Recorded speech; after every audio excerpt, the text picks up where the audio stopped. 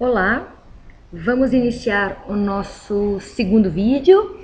O objetivo deste vídeo é trabalhar com vocês num exercício de cálculo e verificação de flechas em vigas. Então, vamos trabalhar com a verificação do estado limite de serviço de deformação excessiva agora em vigas.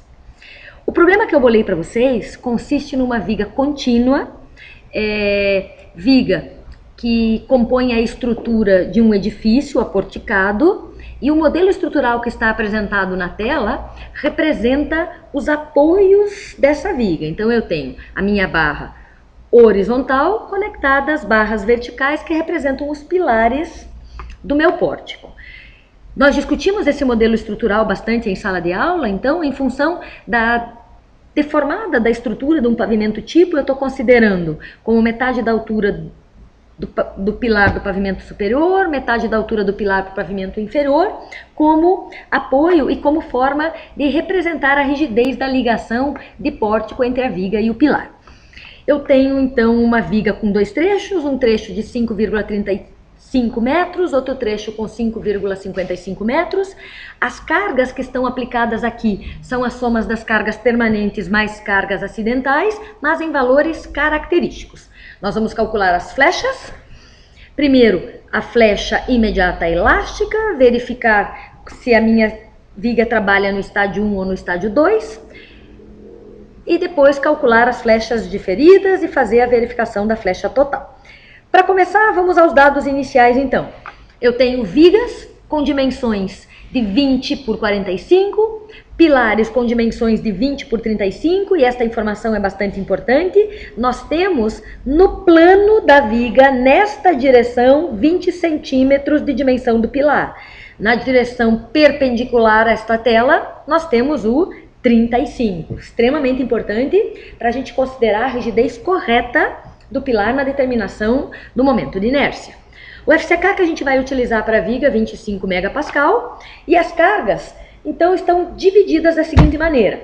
Os 32 kN por metro do primeiro trecho são provenientes 20 kN por metro de carga permanente, mais 12 kN por metro por carga acidental. No segundo trecho, os 27 kN por metro são correspondentes a 12 kN por metro de carga permanente e 9 kN por metro de carga acidental. Nestas próximas colunas estão representados então os valores dos carregamentos combinados para a verificação do estado limite último e combinados para a verificação do estado limite de serviço de deformação excessiva. Inicialmente, nós vamos dimensionar a nossa laje, calcular a flecha imediata.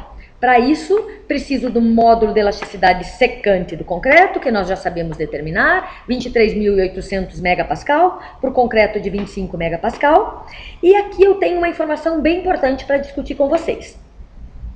Nós já sabemos que o dimensionamento da peça é feito considerando a plastificação do concreto. Eu não trabalho com o concreto no regime elástico linear. O diagrama tensão-deformação que nós utilizamos para as equações de dimensionamento é um diagrama não linear, né? A relação tensão-deformação não linear.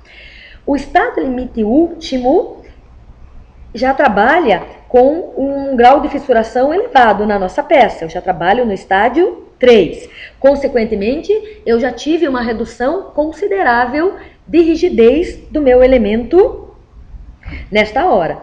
Para levar isso em consideração, o que a gente vai fazer aqui? Eu vou calcular os esforços solicitantes da nossa viga, fazendo uma redução na inércia dos pilares e das vigas.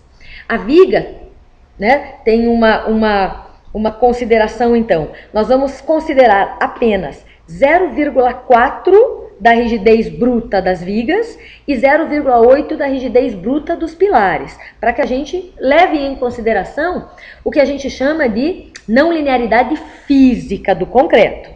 Eu vou resolver esse exercício com vocês utilizando o software F-Tool, que todos têm disponível, e na hora de modelar a estrutura no F-Tool, eu vou inserir que a rigidez deve ser multiplicada por 0,8 para os pilares, 0,4 para as vigas.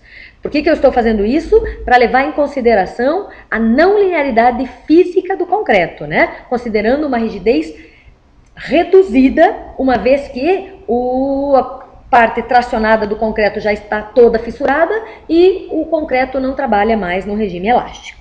Bom, fazendo isso, eu introduzi lá no F-Tool a inércia, o momento de inércia bruto das seções, viga de 20 por 45, pilar de 20 por 35, sendo que neste plano é 20, e eu reduzi o momento de inércia, eu reduzi o módulo de elasticidade do material que considerei no F-Tool. Então, para os pilares, embora tudo seja feito do mesmo concreto, para os pilares eu multipliquei o módulo de elasticidade por 0,8 e para as vigas por 0,4.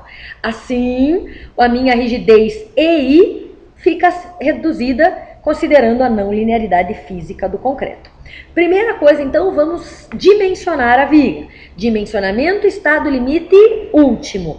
A carga aplicada aqui é uma carga combinada numa combinação rara e lembrando que foram consideradas rigidezes reduzidas para as vigas e para os pilares.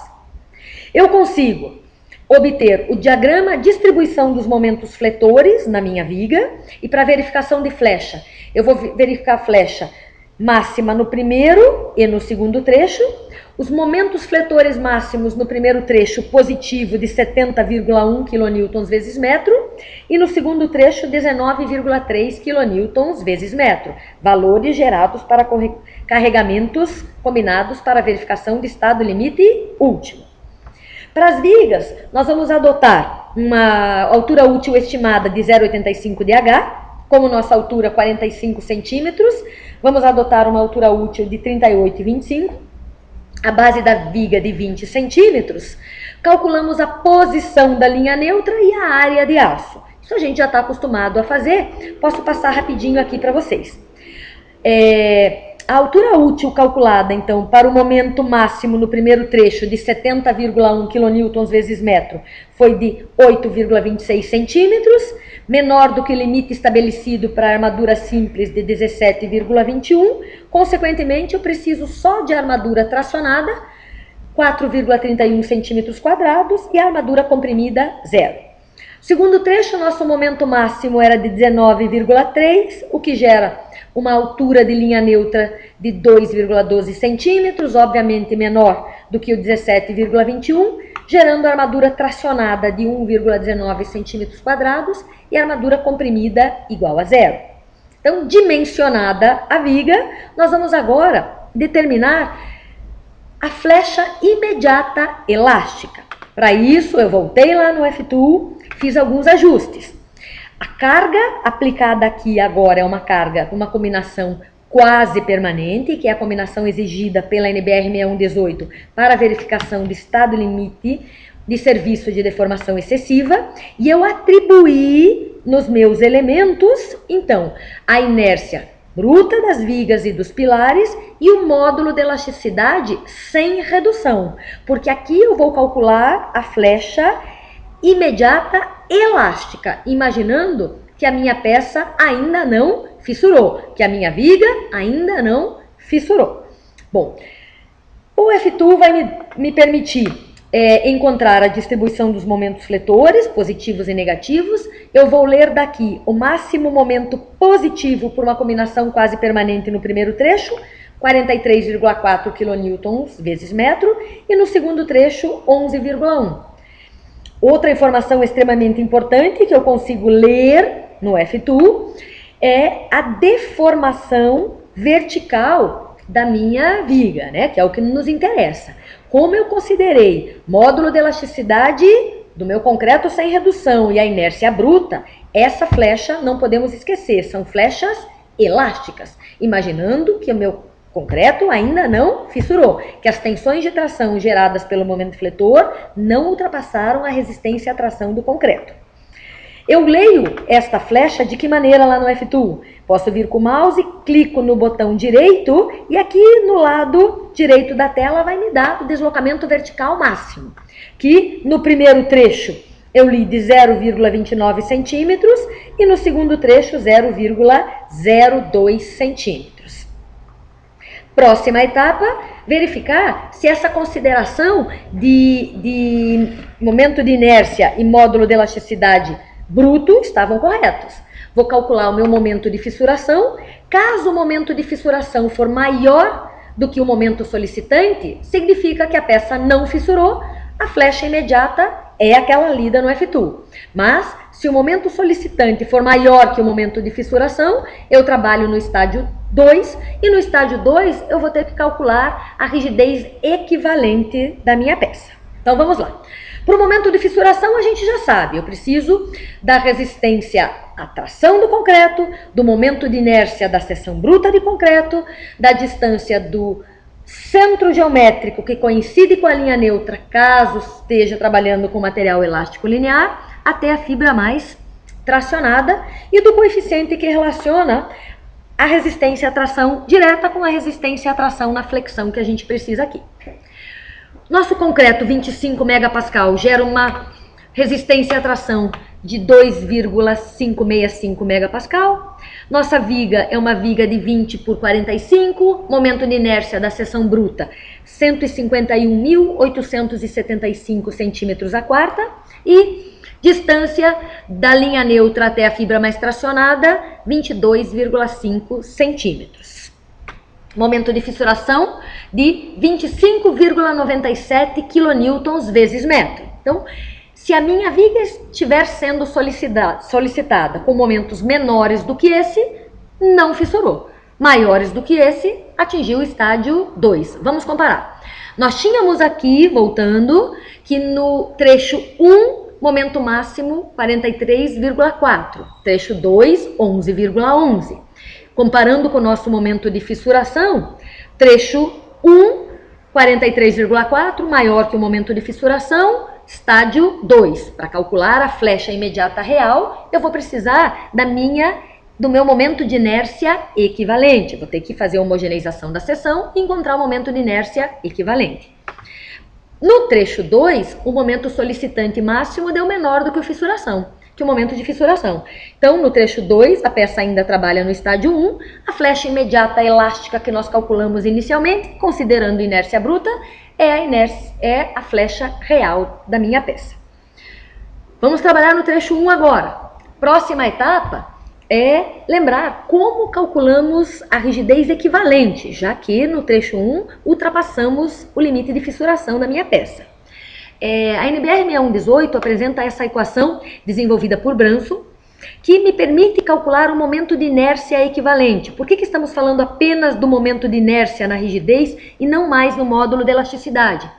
Porque nós vamos calcular o momento de inércia no estágio 2 fazendo a homogeneização da seção.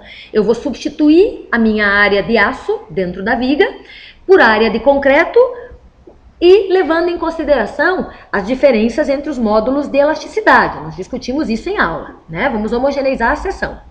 O que eu tenho que considerar aqui no cálculo do momento de inércia ou das propriedades geométricas da seção no estágio 2? Eu vou desprezar a área de concreto tracionada, porque ela não colabora mais na rigidez da viga, mas eu vou contar com a ajuda da armadura que eu tenho dentro da minha viga nesta rigidez. Então, o que a gente precisa fazer? Primeiro, eu vou calcular a minha nova linha neutra para a seção mais fissurada, de momento máximo, que ultrapassou o limite de fissuração, e depois o momento de inércia dessa seção homogeneizada. Eu preciso da relação entre os módulos de elasticidade, pois, na prática, eu vou substituir a minha área de aço por uma área equivalente de concreto a partir da relação entre os módulos de elasticidade. Depois eu vou calcular o novo centro geométrico da minha seção homogeneizada.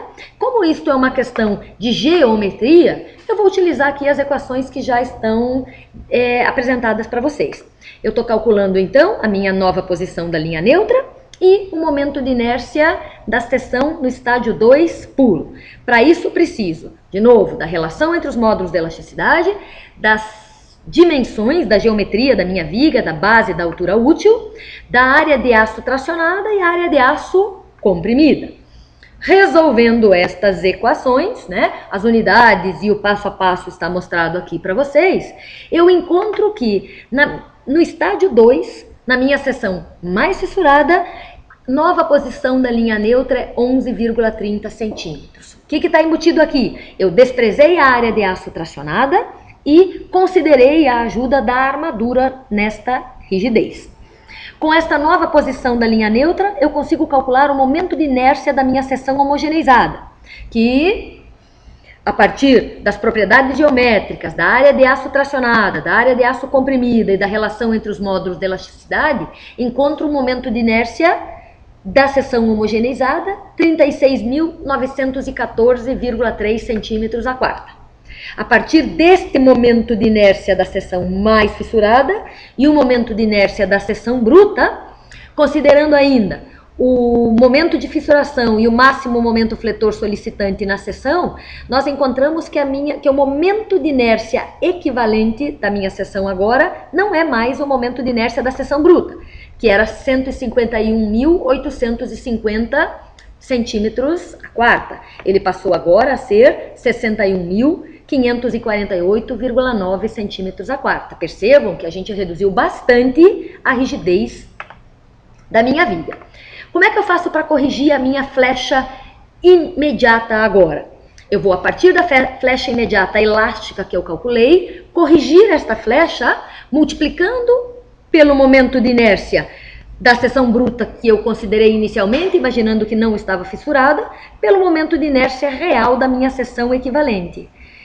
Por que o módulo de elasticidade sumiu da minha equação? Porque lembrem-se que para o momento de inércia equivalente, eu transformei a minha seção em uma seção só de concreto. Eu homogeneizei a minha seção.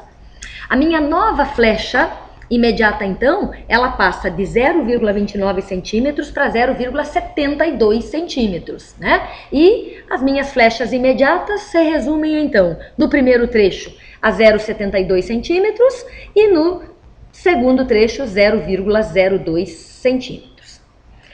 Vamos a estas flechas imediatas acrescentar as flechas diferidas. Flecha diferida vai depender da fluência, né? Então eu vou precisar estipular um tempo inicial e um tempo final. Nós já sabemos que a nossa viga não precisa de armadura comprimida, consequentemente a minha taxa de armadura comprimida é 0. Os coeficientes de fluência. Vou estipular de novo aqui um tempo inicial para retirada do escoramento de 15 dias. 15 dias é um tempo bastante adiantado para retirada de escoramento, né? É sempre interessante para redução de flecha diferida a gente permanecer com o escoramento por algum tempo, mas 15 dias pode ser considerado sim. Adotando, então, um tempo inicial de 15 dias, meu coeficiente de fluência é 0,54. A flecha estabiliza mais ou menos aos 70 meses, então vou considerar um tempo final de 70 meses, ou maior do que 70 meses. A variação do coeficiente de fluência é 1,46. 1,46 multiplicado pela minha flecha inicial, 0,72, me permite calcular a flecha diferida tanto no trecho 1, 1,05 centímetros, quanto no trecho 2, 0,03 centímetros. E flecha total no meu primeiro trecho de 1,77 e no segundo trecho de 0,05. Agora que a gente calculou a flecha total, vamos comparar com os limites estabelecidos de norma.